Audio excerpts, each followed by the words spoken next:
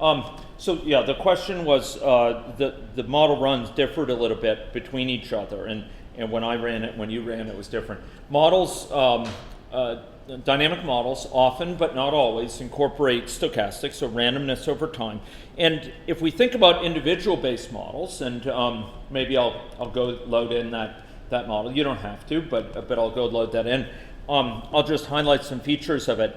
Where the model incorporates randomness. One is associated with those hazard rates. So a given individual has a certain hazard rate of developing smoking. A given run of the model with different so-called random number seed, they may initiate before they get to an age where it's very lower initiation rates, or they may initiate at different times, some early, some later, the same individual. But also the network connections between individuals have some randomness. In that case, they're static, but they're set at the initial time. There's randomness to how people might influence each other in many models. So when we're articulating things at an individual level, it makes sense that there's a lot of randomness. Even things like fertility here is given as a hazard rate. It's a fertility rate by age per 1,000 women. For women in Saskatchewan. So there's some stochastics. So you were asking, how many times would I have to run the model to develop confidence about it? Well, this is one of the areas where statistics intercept with these models. Because when it comes to reasoning about the outcome of a model statistically, we're reasoning about a non-parametric situation, because the output of the model is not guaranteed to be normal distribution or whatever, and it's typically we don't know what the distribution will be, and so we use non-parametric statistics to establish, for example, credibility intervals around some mean or some median value. And to reason about whether one intervention has yielded a bigger gain than another. We have to reason statistically there. Generally, for a given run of the model, we will run it many times, even just to observe the results, to have confidence that what we're seeing is not a fluke of the situation.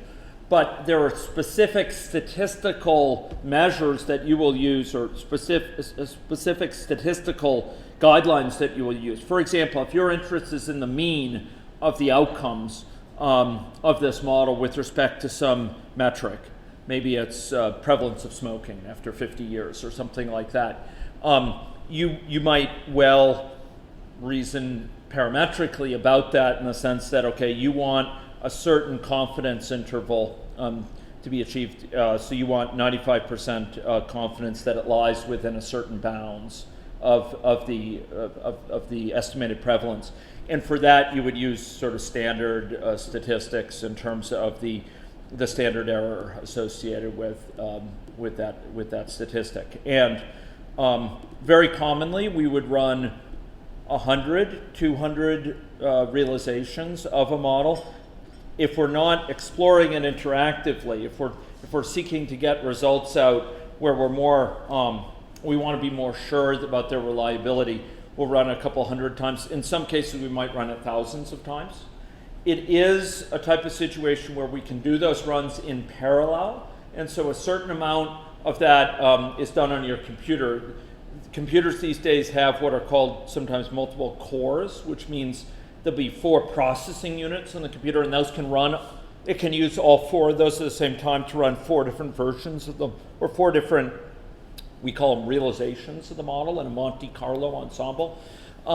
So maybe you're running 100 total. You are interested in achieving a certain degree of statistical confidence about the mean, and so you use a statistical test to identify how many runs are adequate, and you're running perhaps 100, 200 runs. And each of those might run in 4 at a time. Sometimes we run it even on what's called a cluster of computers. So we will run 100 at a time over on a computer lab in my department.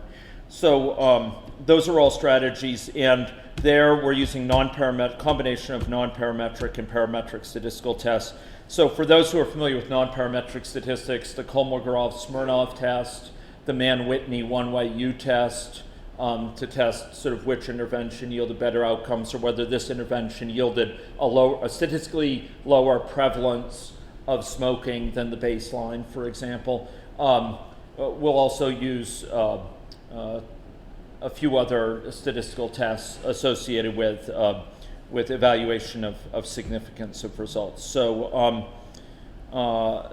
those are the sort of tests we'll use, and we will use a classic statistical guideline to figure out whether a certain number of runs of the model is sufficient or whether we need more. And in fact, this software even has built into it some measures for stopping runs of the model once it achieves a certain level of statistical significance based on the empirical samples which are coming out of it and their distribution. It will actually figure out when to stop. Is that helpful? Yeah. Other questions? Okay, so thanks very much. Answering your questions is